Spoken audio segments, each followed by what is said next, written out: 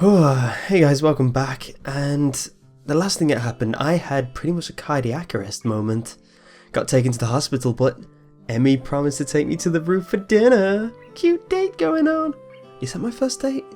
Was dinner with Shizune class as a date? Because Misha was with her. Anyway, I stay afloat somewhere between asleep and awake, feeling completely drained. Not only my body, but all of me is limp and paralysed, apart from my senses. I swallow with difficulty and then try to lie as still as I can, which, in this state, is not a very hard thing to do. The nurse is shuffling around on the other side of the curtains he drew to give me privacy.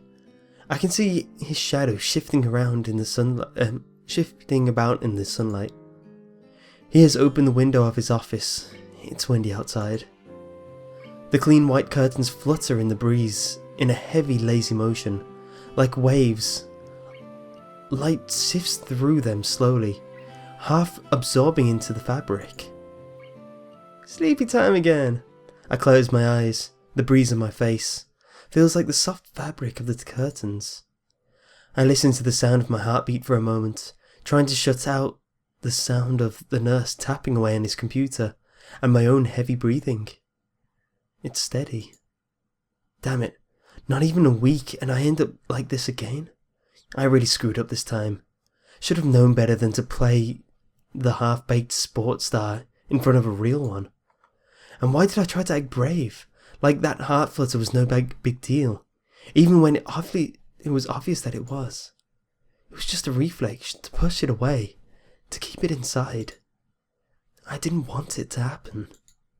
I didn't want Emmy to see it. Stupid. I have to be more careful or I'll end up in the hospital again.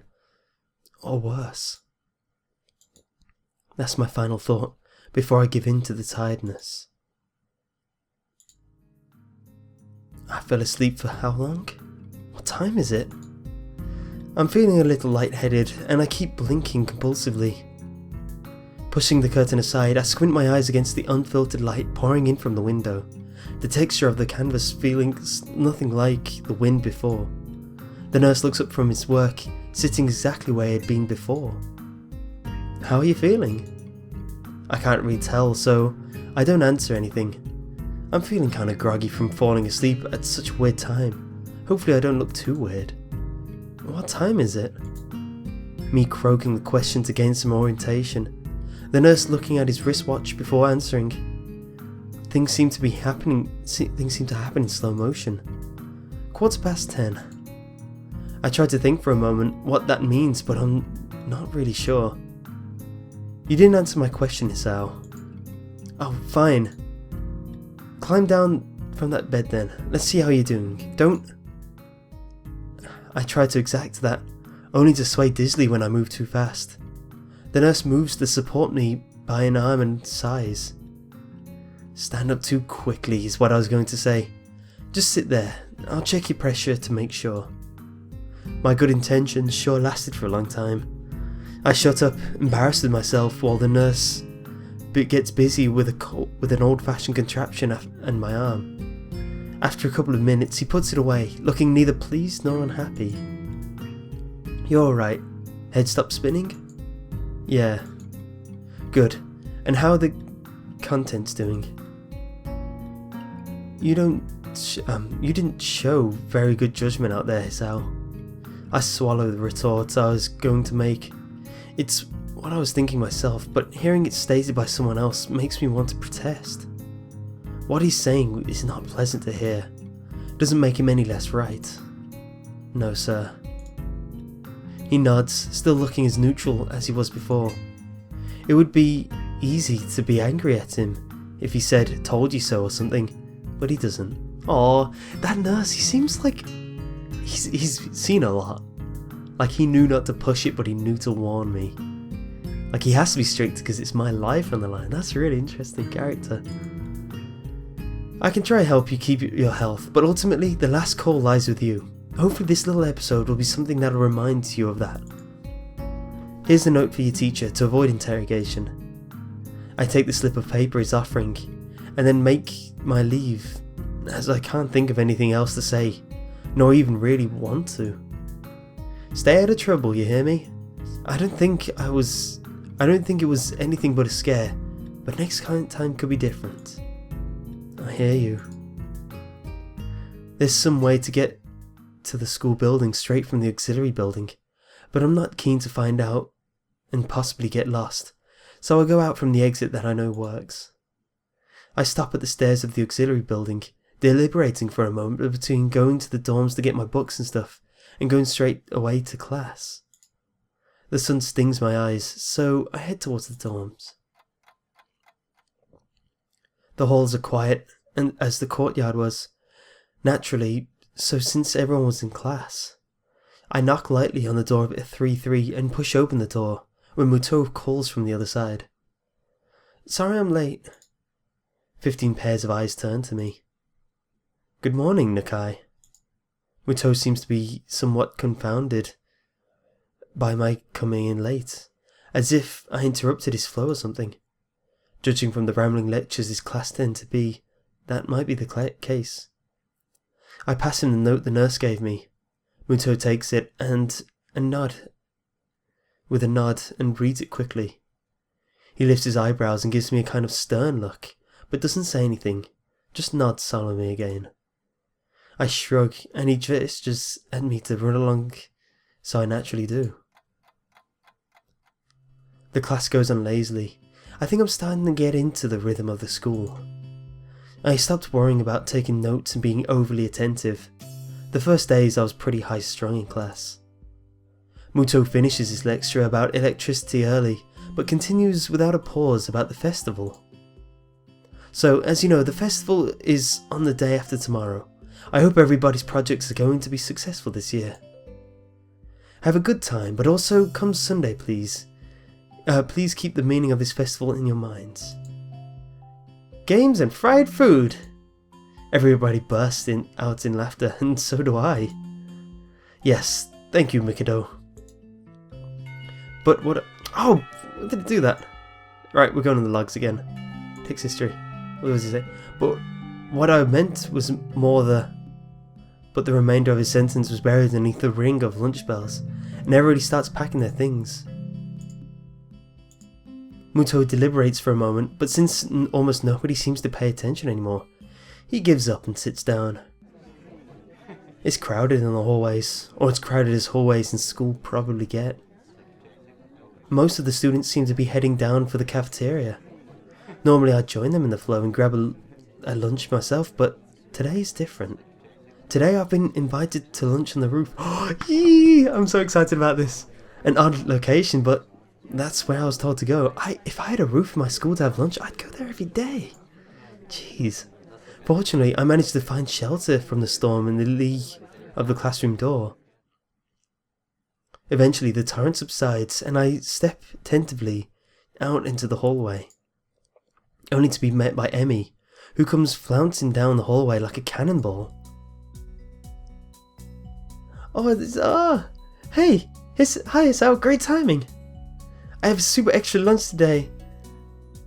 As promised, let's go upstairs. Oh, that wink. Shh, don't laugh at me, guys. Shut up. I know you're already typing comments.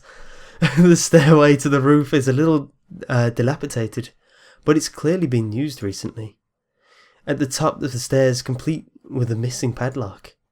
I wonder who the intrepid individual was who removed the lock. Oh, she's really cute in a uniform. Emmy shoves the door open and steps beaming into the sunlight. Huh? That... Oh, no, that's Rin. I know, that's Rin. Suddenly, a tall, dark stranger appears out of nowhere, standing imposingly in front of us. Emmy flinches back, almost falling back down the stairs. Eek! Hello? Yikes, you scared me, Rin. I knew it. Wait, isn't she... Oh, it's Rin! Oh, they're both adorable. And I think it's funny these two as a pair, because one's got the missing legs, one's got the missing arms. I do like the mix is actually like Shizune and Misha, like one talks too much, the other can't talk. Hello. Noticing that Rin is speaking to me, Emmy looks curiously at me. Oh no! You two know each other? I look confusedly at Emmy. She's that friend of yours. Rin has turned her gaze towards the clouds drifting above the school. I didn't know you knew this person, Emmy. Oh, is there gonna be some friction? I hope there isn't. The awkward silence lasts only a few seconds until Emmy lets out a tiny giggle, shrugging off the coincidence. I invited his out for lunch. If you know him, that's just better. Oh, does this mean I don't get food? Or did you invite him for lunch without the lunch? Neither. I have food for 3. Nice thinking. Oh, she's more chill. I want to give like a stoner voice, like, nice thinking, bruh. Nah, I don't want to do that. They walk to the other end of the roof while I stay at the clock tower for a while, taking in the atmosphere. This is a really nice, it's a nice location. There's nobody else but us here. I guess the roof is not as popular as as in other schools. A few rundown benches and tables are scattered around the edges, perhaps in an attempt to make the rooftop look less desolate. The small pebbles covering the roof rattle beneath our feet. I peek through the chain link fence to take a look at the school's grounds and beyond. Students are strolling in pairs and groups around the quadrangle and at the cafeteria. A few delivery trucks are driving past the school towards the convenience store nearby. Somewhere a watchdog barks at a passerby. Somehow, when I look towards the town centre, the small town feel strikes me strongly, almost palpably. The hectic lifestyle is a big metropolis seems so far away and foreign here. Nobody has to run to catch a bus like their life depends on it, or get their senses overloaded by neon lights and traffic jams. I feel surprisingly optimistic about this new life of mine. Looking at my new hometown, even if it's going to be mine for only one short year. Finding out about my illness and having to move away from home all came so suddenly. I hadn't had the time to think about how I feel about it. When I step out of the shadow of the clock tower to the open, I feel warmth touching my back. The sun shines from a perfectly clear cerulean sky. A cool breeze sweeping over the rooftop makes me shiver, but only briefly. The wind carries the scent of the trees and flowers, not smog and car exhaust like it used to, just a few weeks ago. Emmy settles on a bench with Rin in tow and produces 1 big and 2 small lunchboxes from her bag. Come on, Isao, what are you waiting for? She's beckoning me to join them, making room on the already small bench. Oh, I'm going to be coiled up next to... I seat myself in the corner of the bench to take as little space as possible. Oh my gosh, I find that too relatable. It's pretty cramped, but somehow all 3 of us fit on it. Impressive view. Emmy suppresses a giggle and places a lunchbox in front of Rin and hands another lunchbox to me. Oh, it's blushing. Oh my gosh, sorry, I want to take in this moment. This is really cute. Here you go, lunch is promised. Homemade no less.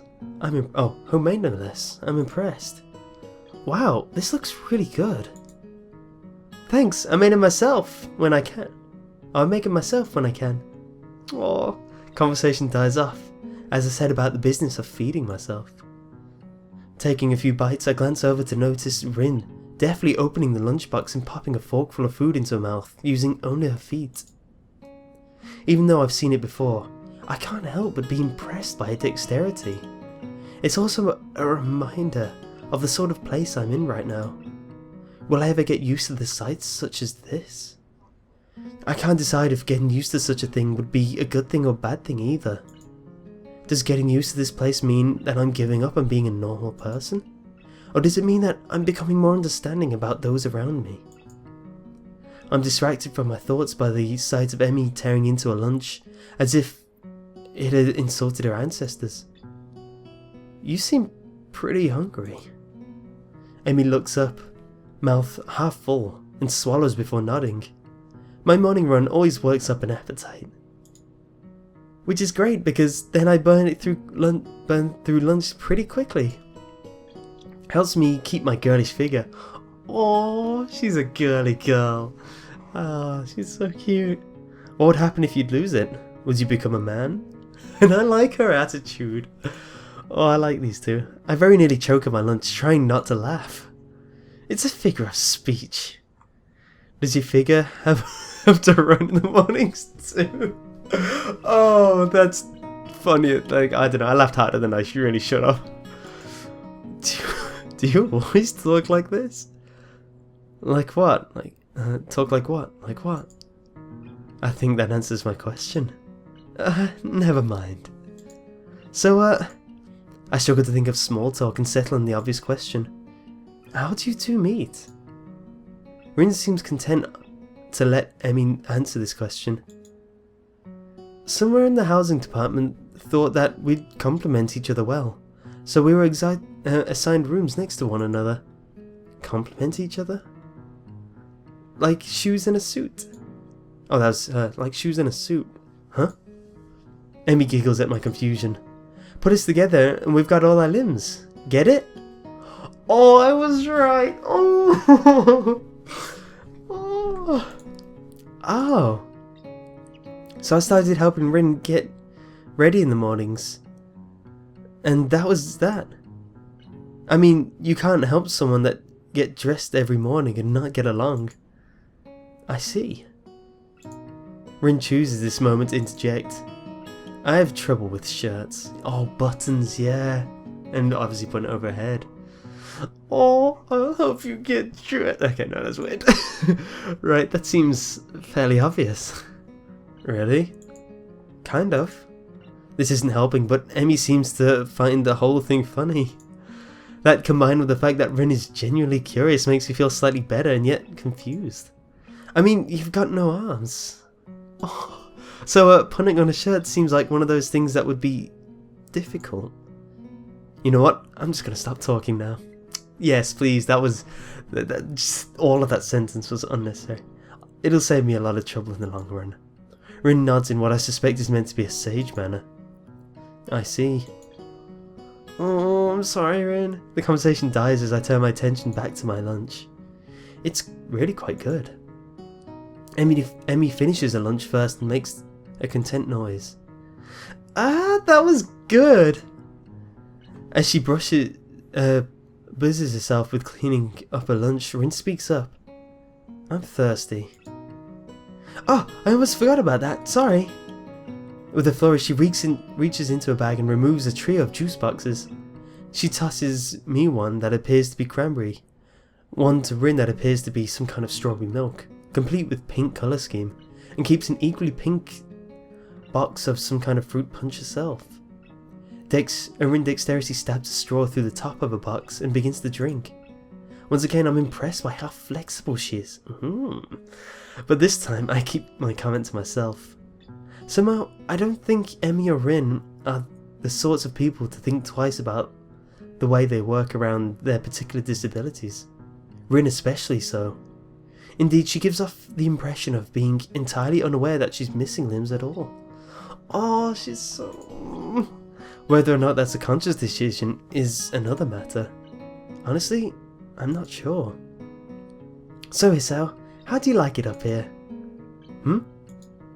It's quite nice. Actually, I like high places for the view. Thanks for inviting me up here. And for the lunch too. Emmy grins a 1,000-watt grin, pleased by my response, I suppose. No problem. Feel free to eat with us next time too, okay? I won't make you lunch, but you can bring your own up here. No lunch service? I dunno. Emmy looks mock offended. Oh, it's like a cute offended. I want to rub her face, trying to take advantage of my good nature. The nerve. She giggles. I like them. I like their humour. Well, if that's your answer, I guess Rin and I will just keep eating lunch all alone. I'm suddenly assaulted by the almost heart-rendering puppy dog eyes I've never seen Emmy's before. Oh, it's so cute. I'm kidding. I was kidding. I'd love to eat lunch up here again. Good location and the company's okay too. Emmy frowns a bit at the declaration of okay, but seems happy enough that I've accepted their invitation. I guess this makes us friends now. Or at least acquaintances. The lunch bell rings, signaling a return downstairs. Rin, you didn't finish your lunch again. I wasn't that hungry. You're always hungry. If you don't eat anymore, you're going to fade away. Rin shrugs as if this is an acceptable risk. Come on, we'd better get going. The three of us head down the stairs together. I'm going to end this here because this episode's dragged on, but it's such a fun one. I hope you guys had fun with this one too. Thanks for watching and goodbye.